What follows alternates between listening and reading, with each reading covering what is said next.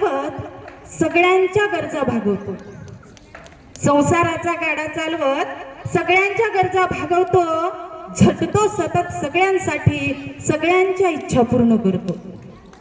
प्रत्येकाच्या घरात आपण बघतो आपले वडील आपल्याला काय हवा नको याचाच विचार करतात, स्वतःचा विचार कधीच नसतो। म्हणून संसाराचा गाडा चालवत सगळ्यांच्या गरजा भागवतो, झटतो सतत सगळ्यांसाठी, सगळ्यांच्या इच्छा पूर्ण करतो। सतत हसत राहतो, सतत हसत राहतो, डोळ्यात त्यांच्या कधीच पाणी नाही, असते दुःख त्यालाही, असते दुःख त्यालाही, पण कधीच तो दाखवत नाही।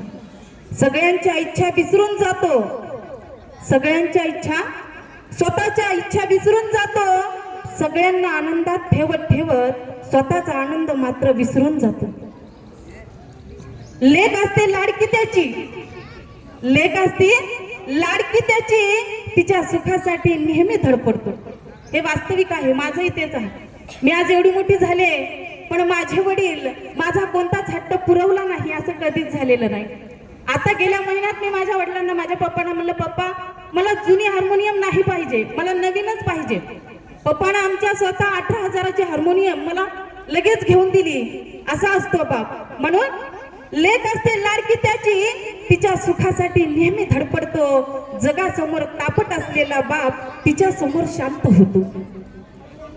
कधीच कोणती अपेक्षा नाही, नेहमी तो कामात असतो, कधी कोणती अपेक्षा नाही, नेहमी तो कामात असतो। पण एकटेपणाचा मनात त्याच्या अश्रूंचा तो हेला हुंदका असतो। संकटात कोणत्याही नेहमी तो खंबीरपणे उभा असतो।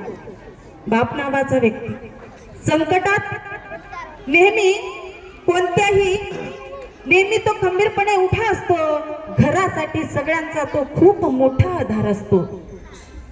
कितीही तापट असला तरी सगळ्यांना तो हवा असतो, कितीही तापट असला तरी सगळ्यांना तो हवा असतो।